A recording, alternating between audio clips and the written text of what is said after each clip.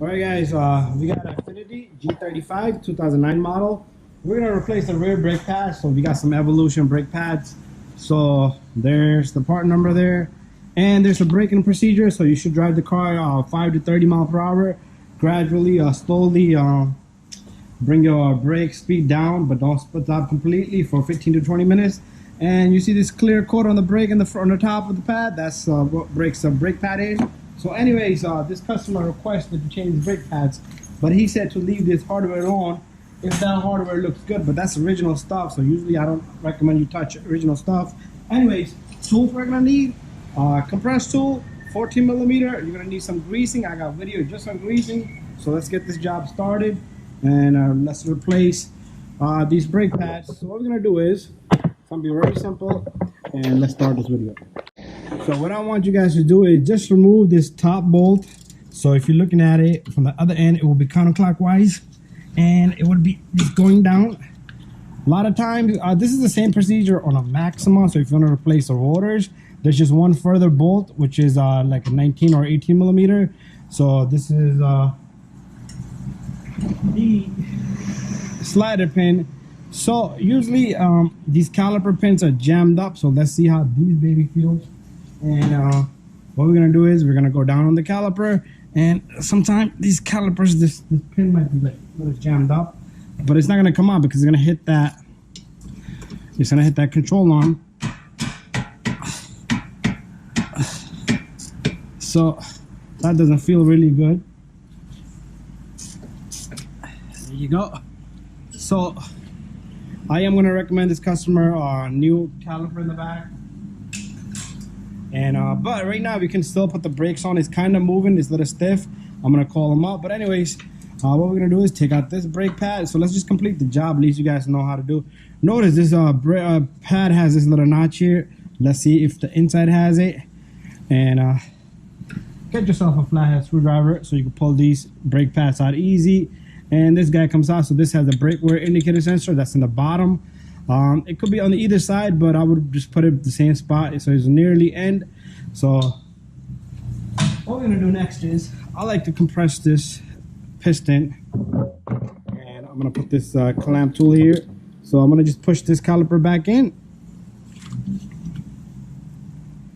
and there you go. Should go in nice and easy. And we're in. So we'll just finish up the rest of the job, but we want to clean a little bit. Okay, what I want to do is, my clamp here is kind of rusted out. I like to take my wire brush. I like to clean the surface. Same thing on the inside and in the bottom, as much as you can. And then you want to take some parts cleaner. I'm gonna spray this baby down on the inside. And what I want to do next is I still want to pay attention to this caliper pin. There you go. It moves better now. So over time these will jam up. It's very common on these. So what we're gonna do is we're gonna take the brake pads. Remember, brake pad, brake wear indicator sensor. We're gonna put it on the inside bottom. What I want to do is take a light amount of greasing, just put it on the tip of the edge of this here, and same thing here. This is what gets in contact with the hardware. So your pad should go in nice and smooth. There should be no struggle. If it's a struggle, then you have issues. And so we're gonna take the second pad, same thing, put a little bit of greasing here. So here's some more greasing. And that's all you need to do. I'm gonna wipe my hand down, but let's stick this brake pad in. Very simple and easy. And we'll bring the caliper up. I'm gonna figure this part out. I'm gonna have to call them, but I do want to show you guys and complete the job. So what we're gonna do is we're gonna put this caliper on. You want to put some greasing here, but this customer didn't request any. He doesn't want to because he said it collects dust. So I told him I'm gonna put the greasing there. So the caliper is pretty much, I played around with it a little bit. It moves kind of freely. And what you want to do next is you want to take your slider pin. Make sure the slider pin has a good amount of greasing. If it doesn't have, like I said, the bottom one's not going to come out. So put some greasing at least on the top one. And Bottom one, you gotta dismantle everything. That's if I recommend him rotors and everything. Then I would go ahead and change everything. So this is pretty much done. What we're gonna do is we're gonna lock up this bolt and the bottom bolt, and make sure your boot is going on. This bootletter, it just smacks right on.